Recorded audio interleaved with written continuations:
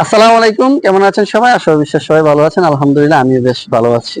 আমরা সবাই সফল হতে চাই, কিন্তু সফল হওয়ার জন্য যে কার্যক্রমগুলো আমাদের করা দরকার সেগুলো আমরা করি না। তো প্রথমত আমরা যে কাজটা করতে হবে, আমাদেরকে একটা সঠিক সিদ্ধান্ত নিতে হবে। সিদ্ধান্তটা আমরা নিতে পারি না, এবং অনেকেই সিদ্ধান্ত নেন নিয়ে বলেন যে আমার আসলে দেরি হয়ে গেছে। সিদ্ধান্ত কখনো দেরিতে হয় না, সিদ্ধান্ত হয় সঠিক সময়ে। আপনি যখনই সিদ্ধান্ত নেবেন সেটাই আপনার জন্য রাইট টাইম। সো আপনি আপনার জায়গা থেকে সিদ্ধান্ত নেন। সিদ্ধান্ত নেওয়ার পরে আপনি ওই কাজে সফল হওয়ার জন্য একটা পরিকল্পনা করেন। কথায় আছে একটা ভালো পরিকল্পনা একটা কাজের অর্ধেক। তো সুতরাং আপনি ভালো একটা পরিকল্পনা করে যদি এই পরিকল্পনা অনুযায়ী কাজটা কন্টিনিউয়াসলি করে যান, নন স্টপ যদি কাজটা করে যান, তাইলে আপনার রেজাল্ট আসবে। তবে আমরা ওই কাজটা করতে গিয়ে সিদ্ধান্ত নিতাম, পরিকল্পনা করলাম, এই দুইটা করার পরে কাজ করতে গিয়ে আমরা আর কাজ করতে পারি না।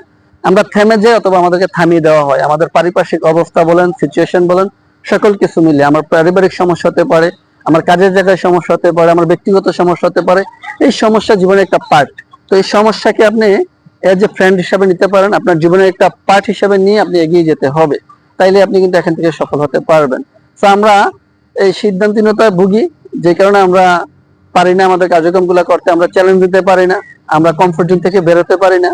আপনি আপনার জায়গা থেকে রিস্ক নিতে হবে, চ্যালেঞ্জ নিতে হবে। যদি আপনি চ্যালেঞ্জ নিতে পারেন, রিস্ক নিতে পারেন, তাইলে কিন্তু আপনি আপনার যে সমস্যাগুলো আছে সেই সমস্যাগুলোকে ওভারকাম করতে পারবেন। তো আপনার পরিচিত যারা আছে অথবা আপনি যাদের ইতিহাস এই পর্যন্ত পড়েছেন, যে সফল ব্যক্তিগুলো সম্পর্কে আপনি জানেন, ওনাদের লাইফ স্টাইলটা একটু দেখেন, ওনাদের বায়োগ্রাফিটা দেখেন। ওনারা কি আসলে কমফোর্ট জোন থেকে সফল হয়েছে, নাকি ওনারা অনেক পরিশ্রম করেছে, কাঠখড় পুড়িয়েছে, চ্যালেঞ্জ নিয়েছে?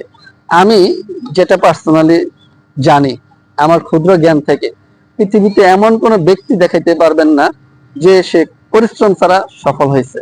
যে ব্যক্তিটা সফল হয়েছে সে চ্যালেঞ্জ নিয়েছে, সে রিস্ক নিয়েছে, বিভিন্ন ধরনের প্রতিবন্ধকতা সে পার করে আজকে তার জীবনের সফলতায় সে এনজয় করতেছে। অনেকেই 30 বছর সময় লেগেছে, অনেকের 40 বছর, অনেকের 50 বছর, অনেকের 60 বছর, অনেকে জীবনের শেষ পর্যায়ে গিয়ে সে সফলতা অর্জন করেছে। তো আপনি কখনো মনে করবেন না যে আপনার দেরি হয়ে গেছে।